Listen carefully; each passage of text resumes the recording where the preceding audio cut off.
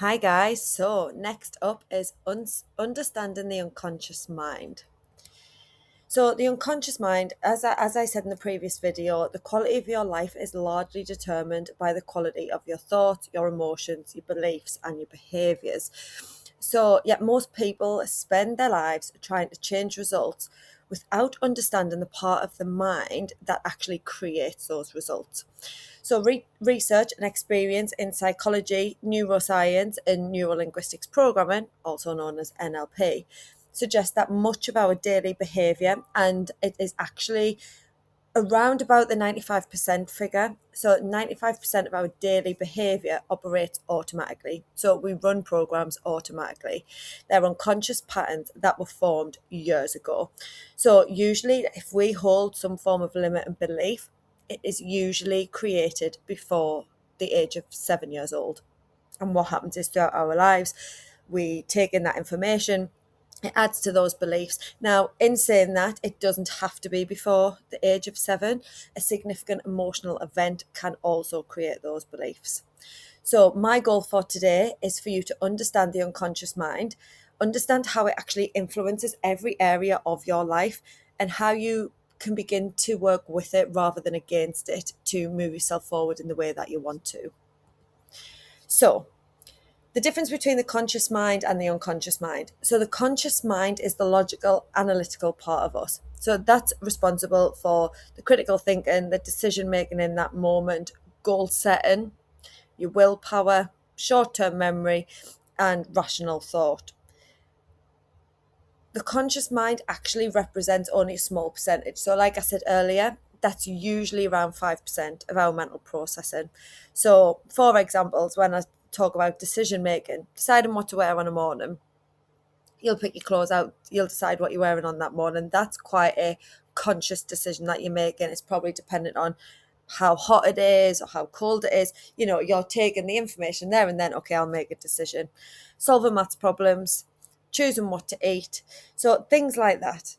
So that is basically what we hold in our conscious mind. It's where we think change happens. Unfortunately, it's not where that lasting change for people is created. So, the unconscious mind, which is such a powerful part of us. So, the unconscious mind is a powerful operating system running beneath conscious awareness. So, you won't know what is running in your unconscious mind, which is obviously where NLP comes in. So, that stores all of our habits, emotions, memories. If you've heard me talk before, I'm very big on values and limiting beliefs, learned behaviors, automatic responses, and your identity. So it is so, and it's not limited to that, but they're just a few of the examples. And it's quite, when you look at that, that's quite a big portion of things that are stored in our unconscious mind and is then influencing our daily lives, our daily decisions. So it's responsible for approximately 90 to 95% of behavior. So think of it as a hidden engine driving your actions. And what do I mean by that? So let's say you've got a goal and you want to get to that goal. You start to move towards it. Then if you think about your unconscious mind, if you're holding all of these things unconsciously, let's say, again, I'll just pick an example if you're not good enough. So let's say here's your goal, you're moving towards it. Those beliefs they are gonna blow you off track. The closer you get to that goal, the more your unconscious mind wants to protect you. And again, it is about safety, it is about protection. Your unconscious mind does have a positive intention. It's not just doing it to be a pain. So your conscious mind sets the goal, but your unconscious mind decides whether you're going to follow through or not and to what degree. So that's why willpower alone doesn't work long term, because those habits live much deeper. You can set off towards something and you will get that momentum at first. You will only get so far, and then if you are holding all these things, that's what drags you back. So when people say, oh, I just can't stay motivated, I just can't stay committed to it, you've got to look at all of these other things that are going on. If that becomes a pattern for you, again, it doesn't mean that you have one off day and then you think, oh, I've got all of these beliefs. But it's when you are consistently being blown off course. And sometimes just taking a moment to actually think to yourself, if you're not doing something, what is the specific reason that you're not doing it? Because again, that will uncover whether there is something that is holding you back. Now, I love this metaphor, so the iceberg metaphor, which that just shows the difference between what is going on for the conscious and what is going on in the unconscious mind. Because if you look at those percentages and you look at the size difference, it is huge. Now, this is where NLP and understanding the unconscious mind differs from kind of therapies, counseling, because what happens is a lot of the time we're looking at, especially with talk and therapies, if you I'm trying to point here and I realize you can't see, but if you look at the top of the iceberg, that is where people try to make the change. So when you're going to talk about something, you get into, okay, this is what the problem is, but it doesn't go underneath, deep underneath, to figure out what that root cause is, where it's come from, and how we then reprogram that so you're not having the same kind of limiting behavior that you may currently be presenting with. So imagine your mind as an iceberg. The small section above the water, that's the conscious, the analytical thinking, the willpower, the short-term memory. But that vast section beneath is the unconscious mind. And that's where the change happens, or the lasting change happens for people. So, what is the unconscious mind's job? So, the unconscious mind has one primary purpose, and that is survival. So, your unconscious mind, its job is not to keep you happy. It wants to keep you safe. And that stems back to when, we had to survive, we had to have those instincts. So, this is important because many of our limitations are actually attempts at protection. So, for example, if you look at when people fear rejection from people, that's probably a good example. People hold themselves back because they fear being rejected by others. Now, if you look way back when, if you were rejected, your life was in danger. People used to go around in tribes and that was safety. So again, it is your unconscious mind's attempt to protect you. So again, some examples: fear of public speaking, fear of rejection, procrastination. The often protective strategies rather than personal weakness. So again, it's things like people feel like they can't be judged. If they're going to be judged, they're going to be rejected. They can't fail because then they're going to be a complete failure. And then what does that mean about them? So that is what happens for the unconscious mind. All it wants to do is keep you safe. So I know it can be frustrating.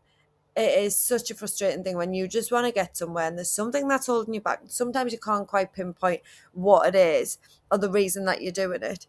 When you can start to understand that these beliefs are all about safety, they come from a place of trying to protect you. So how beliefs are formed. So again, understanding that your beliefs are not facts. They are conclusions that your unconscious mind has made based on previous experience. So most beliefs, like I said earlier, are formed between the ages of 0 and 7 when the brain is highly suggestible. It is like a sponge. So when we are young, we are taking in that information. We're like a sponge and we are holding on to that information.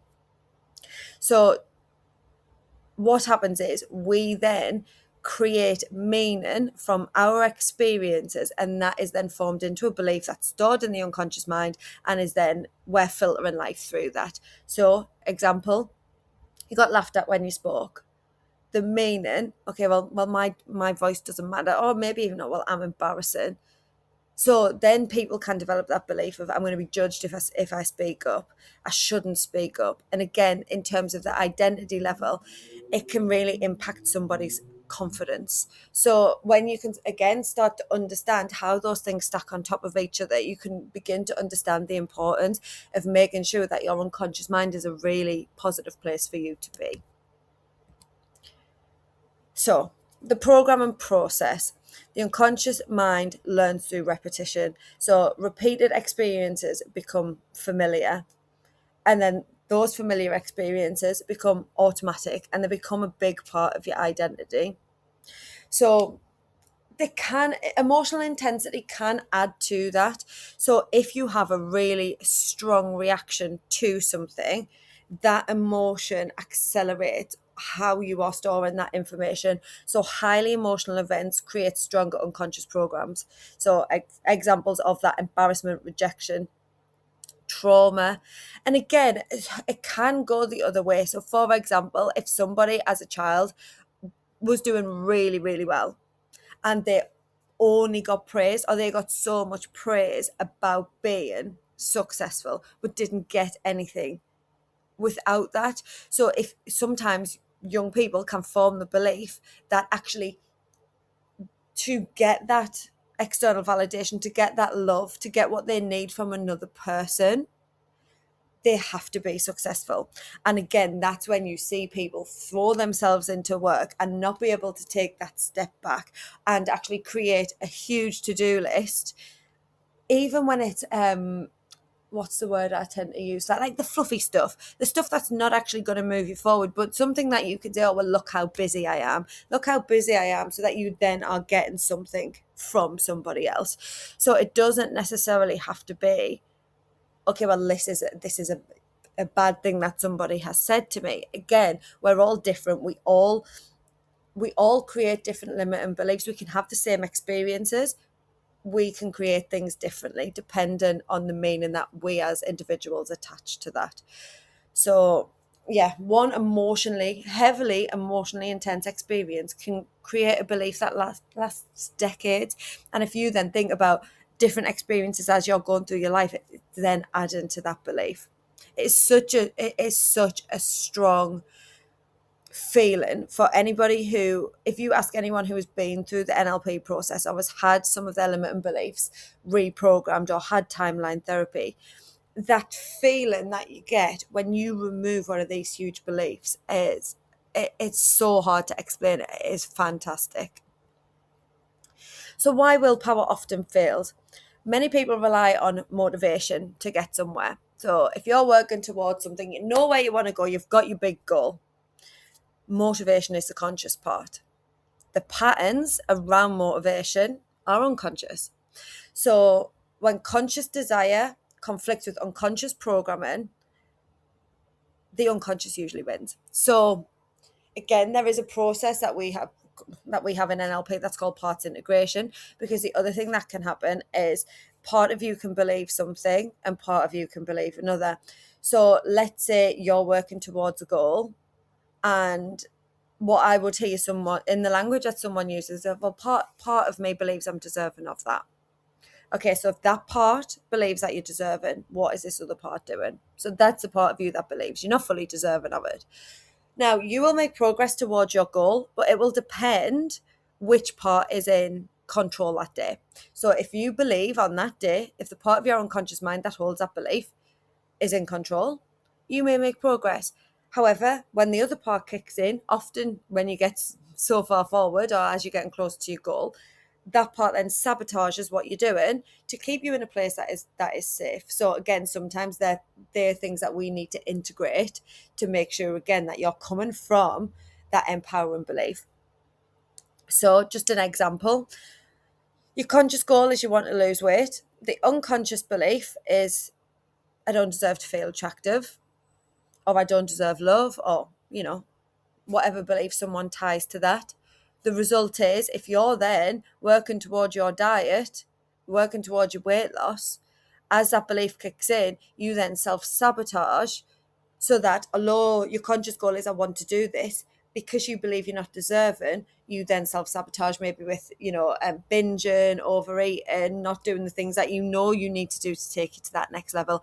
And if there are any coaches watching this, again, that is something for you guys to be aware of, because it's not always just as simple as somebody has fallen off the wagon, or they've had a little bit of a binge. If you are seeing this consistently with clients, again, this is where the unconscious mind and understanding that is really important. So what are the signs? What can you start to look for in terms of signs that you're running unconscious programs?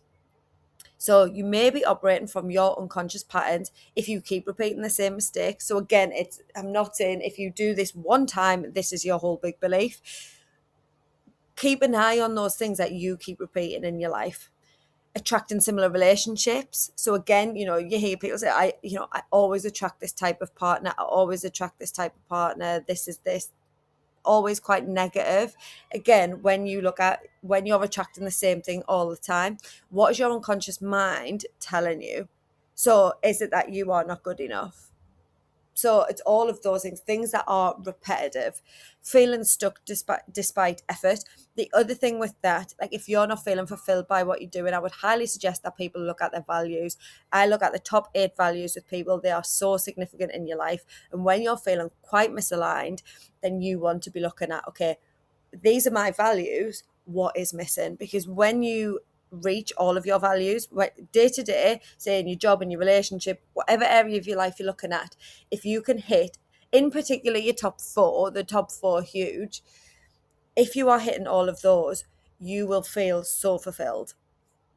So again, other reasons that you're unconscious, you may be running unconscious programs, struggling with your confidence, experience recurring fears, procrastinating repeatedly. Now you see a lot on social media about, and I post a lot about this on social media, making sure that you look after yourself.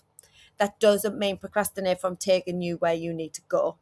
So you will know the difference if you sat down and asked yourself honestly. You would know the difference between when you need to take a little bit of time to yourself and when you are procrastinating from doing something that you know is going to move you forward.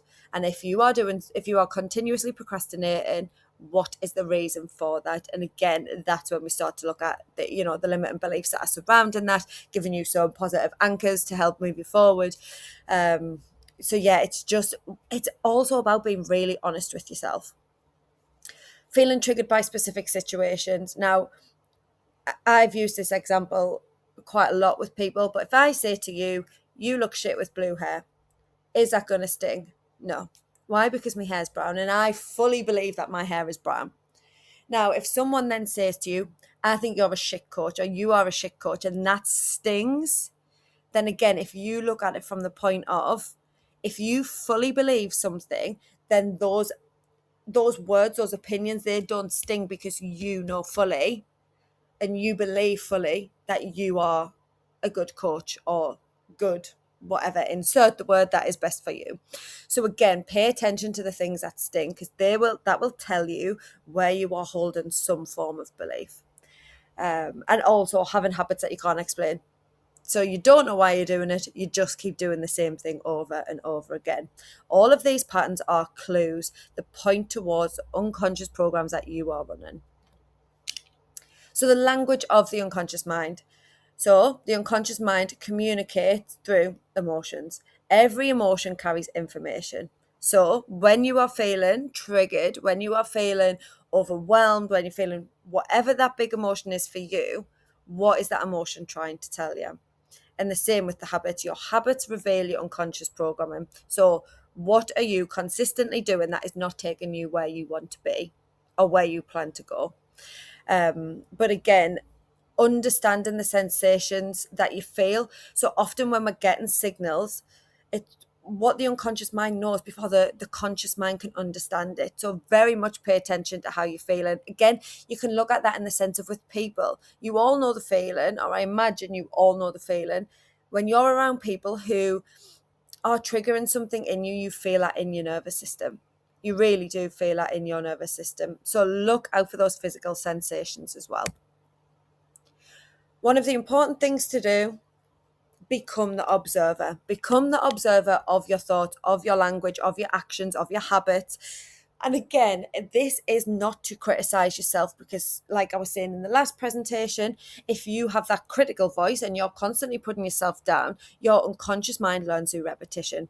When I say become the observer, it is one of the most powerful mindset skills to be able to sit and observe and not react. So people often react on emotion.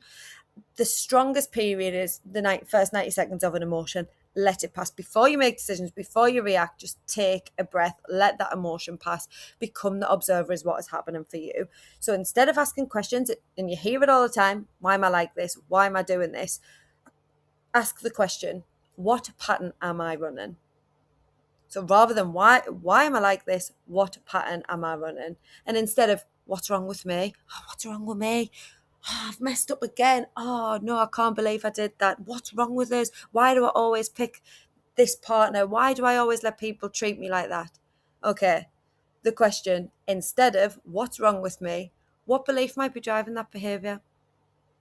So again, you're trying to become the observer, or you are becoming the observer of what is happening internally for you and also externally in terms of those actions.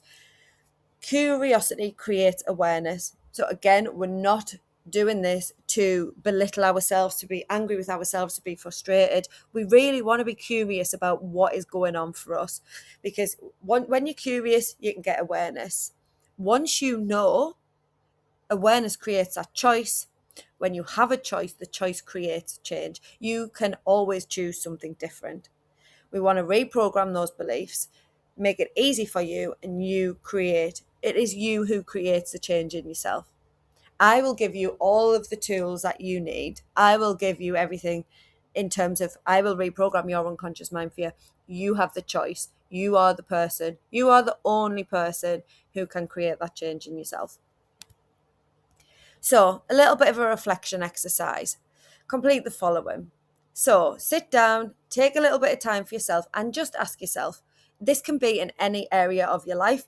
I think it is, or I believe anyway, it is sometimes helpful to break that up into areas. So, relationships, health, career, break things up. Health and fitness, again, depending on what your goal is, that you can do for each area. If there's one area where you feel particularly stuck, focus on that. But what recurring pattern keeps showing up in your life? What emotion appears most often? What belief might support that emotion? Where did you first learn that belief? Or what is the first occasion you can remember where where you felt that? Is that still serving you today? And if not, what would you rather believe? And again, if you are answering some of those and you want to talk to me about them, by all means, let me know. So, in summary, about the unconscious mind drives most behavior. Again, between 90 and 95%.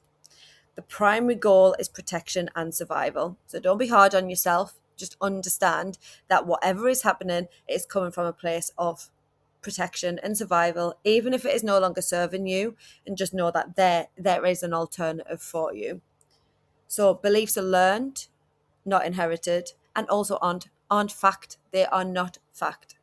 And again, if something comes up for you, I or personally myself, I always ask the question, what do I know to be true? Patterns are often unconscious strategies. Lasting change requires unconscious change. And there's no getting around that. Those patterns are so strong.